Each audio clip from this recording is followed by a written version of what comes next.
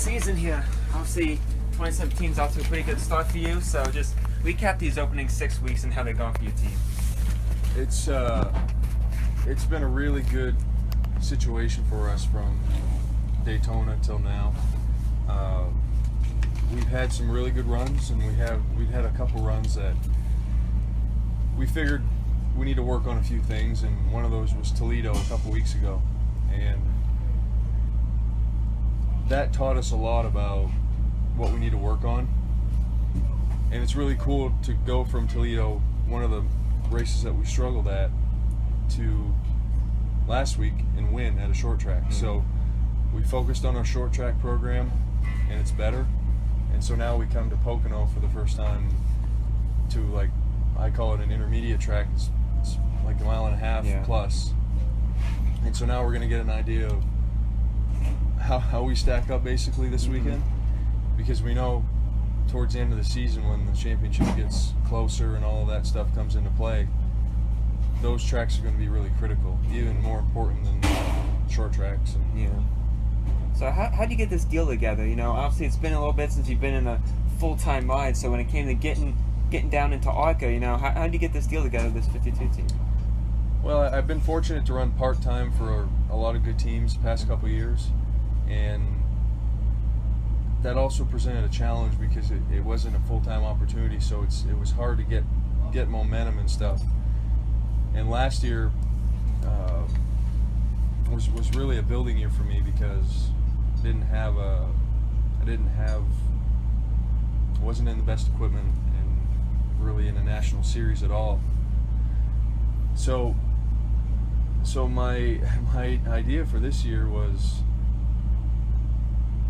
to try to put myself in a position to run in a national series in good equipment full time. And when you're full time, you can build a lot more chemistry with the teams, with the team you're running for. You can just work off the momentum week to week to week, and I always seem to work better in that situation. It's not to say that somebody in a part-time situation can't really flourish and have success, but I just like a situation like this where we can go out there, we can win races, we can compete, get top 5s and top 10s, and slowly start separating ourselves from the field.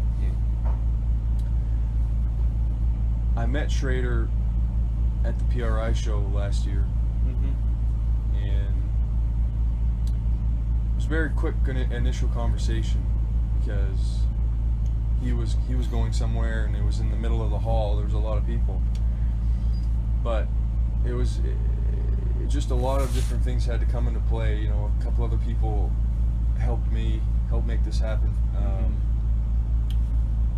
because they knew Schrader and they knew Schrader was looking for somebody, and so it was just a culmination of events that led us around December to January to where we put the deal together to run full season.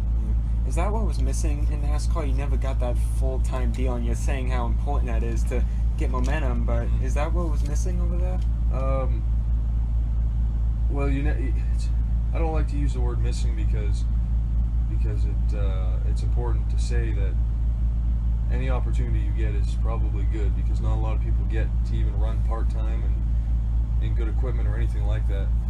But it's definitely a huge jump.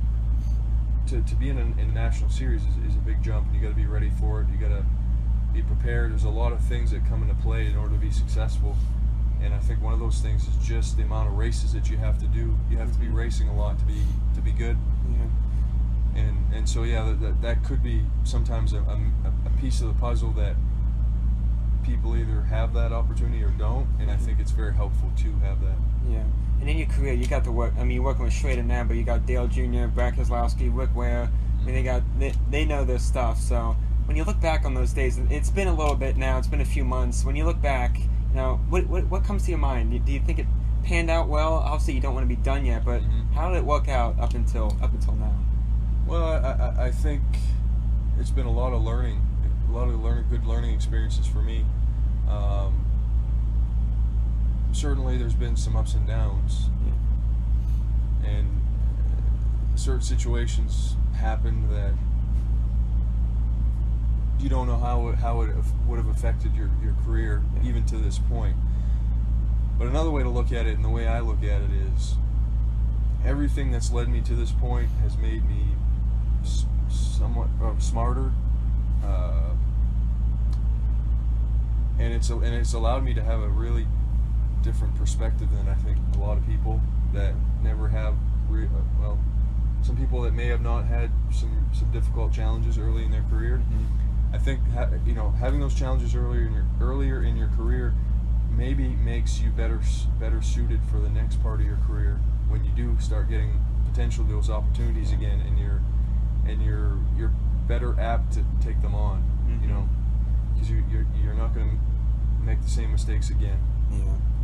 Not that there's, like I said, not to get caught up in mistakes, good, bad, but everything, putting it in perspective, just recognizing this is what happened, this is what I did, this is what I was good at, this is what I struggled with, and then you can reevaluate it and take action on it for next year and years to come. Yeah. Do you think your Las Vegas crash affected your career? You were out for a little bit, such a critical time because you're only part-time and you lost significant time. So, do you think that really affected your career?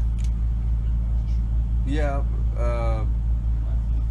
in a way, yes, but I don't know anything beyond that as far as what may or may not have happened.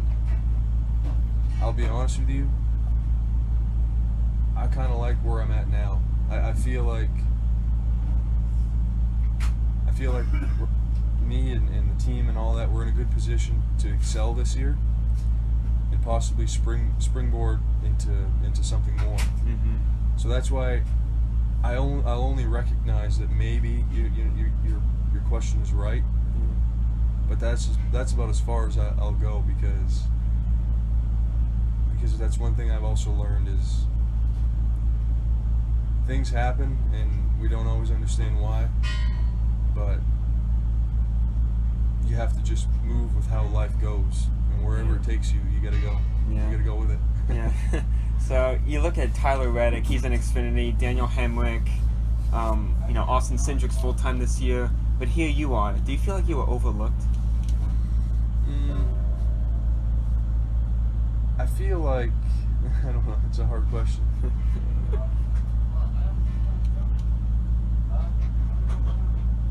Things don't always work out the way you want them to. Yeah. But that's what I was trying to explain to you. I try not to look at it black and white like that. Was I overlooked or was I not? Because I think it's too simple of an answer. I think the answer is more complicated. It's just a variety of different factors that we have to take into account.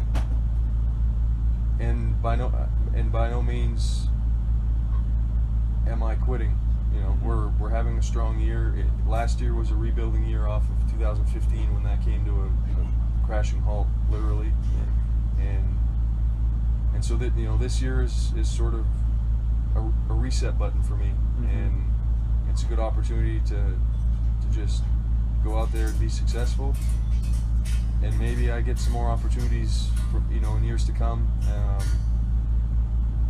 and be in as good or a better situation than I was before.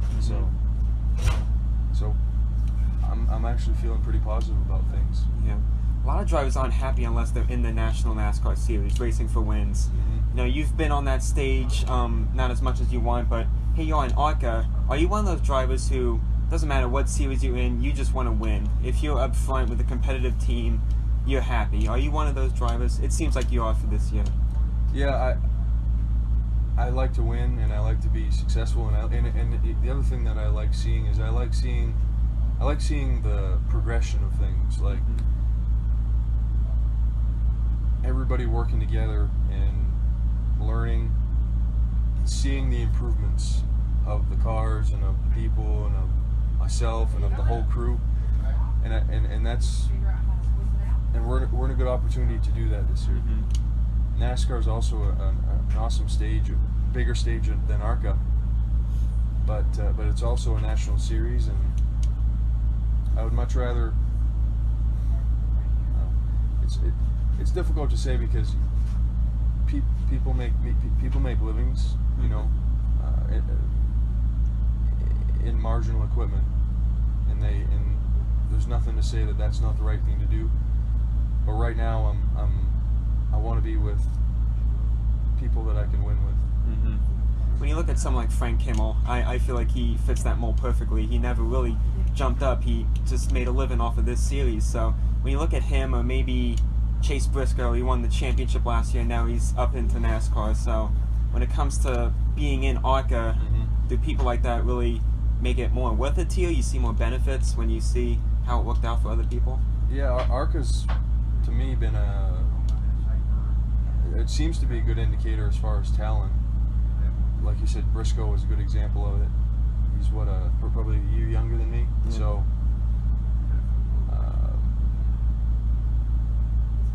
we'll see what happens. I hate jumping that far ahead because we don't know the future, and it's so hard to predict what's going to happen next week, let alone next year. And all I can say is, I don't think I've ever felt this positive about the future of, for myself and in the here and now where we're at as an organization.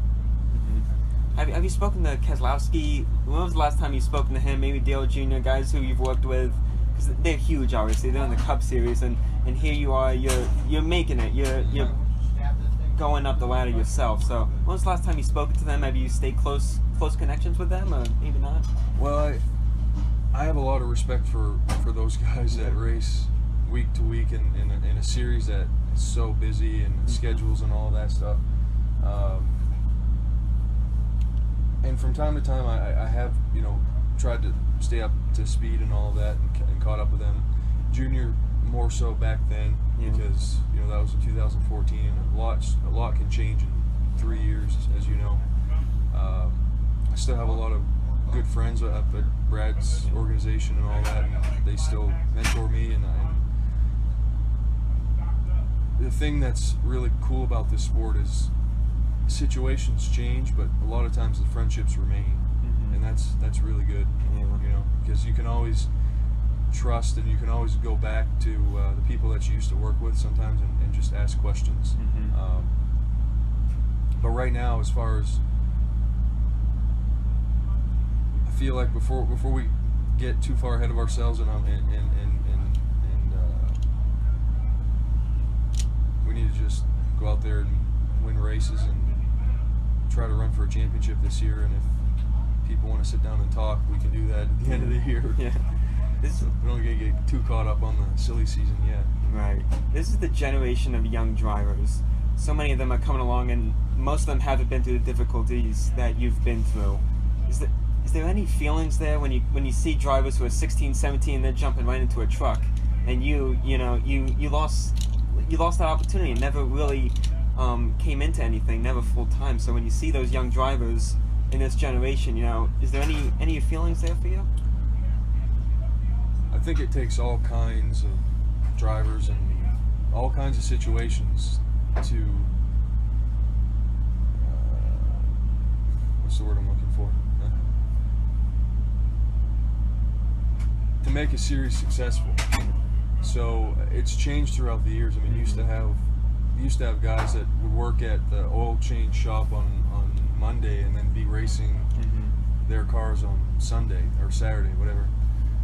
And that's changed a little bit with the business of NASCAR, and when it really took off back in the 90s and all that stuff, really starting to see a lot of sponsorships coming into the sport, and I think that's still there to a certain extent. And the difficulties from the recession and all that, even though the money's there, people are still really watching where they're spending the money. I think that's created a problem for maybe the grassroots racer that is trying to get back into the sport. I see that changing maybe in the next couple of years. I think that's gonna get a little bit better. But no, I don't spend a lot of time worrying about somebody that's coming into the sport. I think the more people that are racing and are able to support teams and are able to get on the racetrack. I don't think that's a bad thing. Mm. I think it actually might create other opportunities for people like myself. Really? Yeah. So Because it just, I think it helps keep the organization strong in order so that when there is an opportunity for somebody like myself, maybe that can run on a little bit of a lesser budget or has half the sponsorship or 3/4 of the sponsorship from a company or something. A lot of times it's a team can take a deal like that. yeah. So you don't see it as competition out there. You don't see it Well, as everybody's competition. Yeah. Everybody's competition, but there's a difference, I think, between the business competition and competition on the racetrack. Competition on the racetrack is they're both good, is what I'm trying to tell you, but there's a Right. difference between the two. Right. You may have already answered this, but is NASCAR still on your radar? Yeah. Yeah. Yeah, it is. It is. But I'm happy where I'm at this year, because it's a potential to really build and excel and maybe springboard into something else next year. Yeah. And if that's NASCAR, great. Yeah.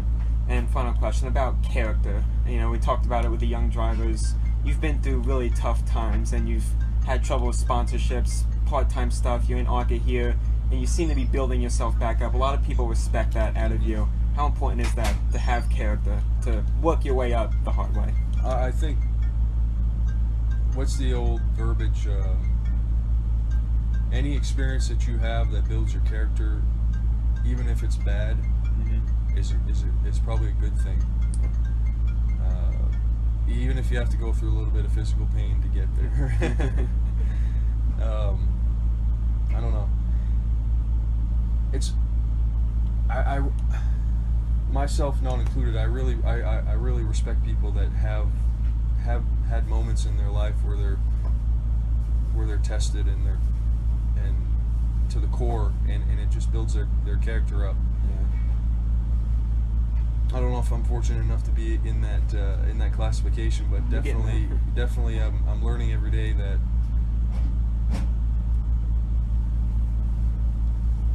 there's more important things to life than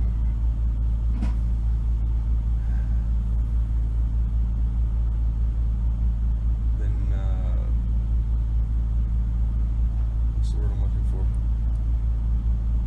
And just success. Well, that's a pretty big statement too. You have to make sure that when you go through all of this, that you're still okay with yourself, and that you're making decisions that you're not going to regret. Right. And I feel that way right now. You feel like you've handled everything right. Well, to the best of my knowledge, we always make mistakes, and we're always going to continue to make mistakes. But you just got to be okay with where you're at and happy. Yeah. And I think the rest takes care of itself. Absolutely. I definitely appreciate your time. This was awesome. No problem. Yeah. Best of luck this week, I man. appreciate it. Thank you very much. Hope everything came out good. Yeah, should be good.